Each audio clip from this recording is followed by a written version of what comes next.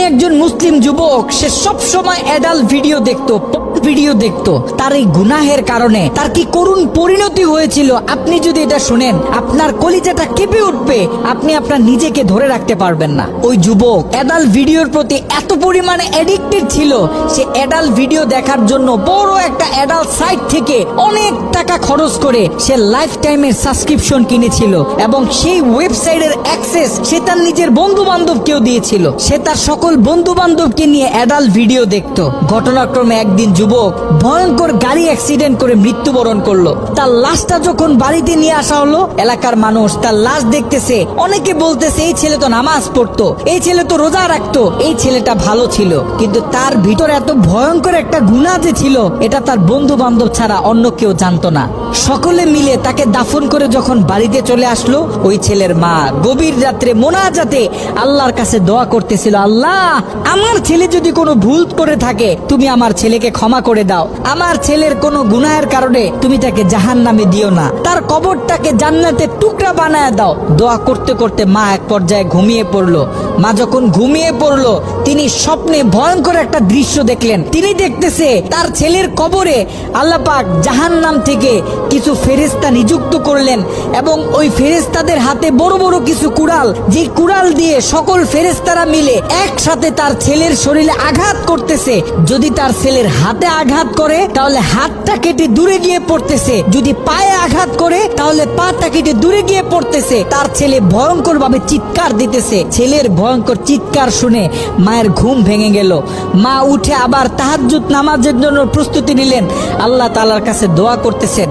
দ্বিতীয় দিন গভীর রাতে যখন মা ঘুমিয়ে পড়লেন, তিনি দ্বিতীয় দিন আরো ভয়ঙ্কর চিত্র দেখলেন, যেখানে প্রথম দিন 8 থেকে 10 জন ফেরেশতা দিয়ে আল্লাহ পাক তার ছেলের উপর আযাব দিতেছিলেন, সেখানে দ্বিতীয় দিন 30 থেকে 40 জন জাহান্নামী ফেরেশতারা তার ছেলের উপর আযাব দিতেছিল। তার মা আরো ভয় পেয়ে গেল। তৃতীয় দিন গভীর রাতে ওই ছেলের মা যখন আবার ঘুমিয়ে পড়লো, তৃতীয় দিন তিনি খেয়াল করলেন 50 থেকে 60 জন জাহান্নামী ফেরেশতারা তার ছেলের উপর আযাব দিতেছে, তার ছেলের উপর আক্রমণ করতেছে, তার ছেলে ভয়ঙ্কর ভাবে চিৎকার দিতেছে। দিন যত বাড়তেছে আল্লাহ পাক জাহান্নাম থেকে তত বেশি ফেরেশতা তার ছেলের উপর নিযুক্ত করতেছে।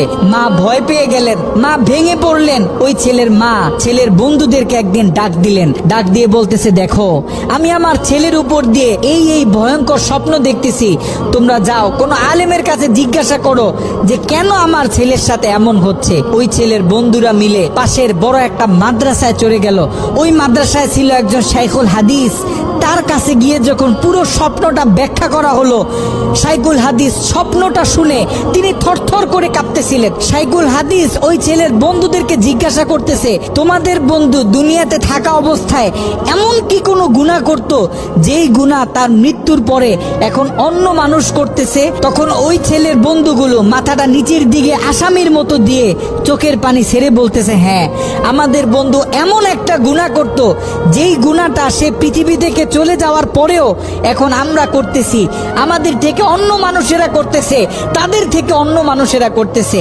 আমাদের বন্ধু অ্যাডাল্ট ভিডিও দেখতো, সে একটা সাইট থেকে সাবস্ক্রিপশন কিনেছিল, সেই মেইল পাসওয়ার্ড আমাদেরকে দিয়েছিল, আমরা আমাদের বন্ধুদেরকে দিয়েছি, তারা তাদের বন্ধুদেরকে দিয়েছে। এরকম করে এটা আস্তে আস্তে ছড়িয়ে পড়তেছে। ওই আলেম বলতেছে, শোনো, তার এই গুনাহ পৃথিবীতে যত মানুষ করবে, দৈনিক যত মানুষ এই গুনাহের সাথে লিপ্ত হবে, আল্লাহ পাক জাহান্নামের তত বেশি ফেরেশতা তোমাদের বন্ধুর উপর আযাব দেওয়ার জন্য নিযুক্ত করে দিবেন। নাউজুবিল্লাহ। যত সম্ভব পারো তোমরা এই ওয়েবসাইটের অ্যাক্সেসটা বন্ধ করার চেষ্টা করো।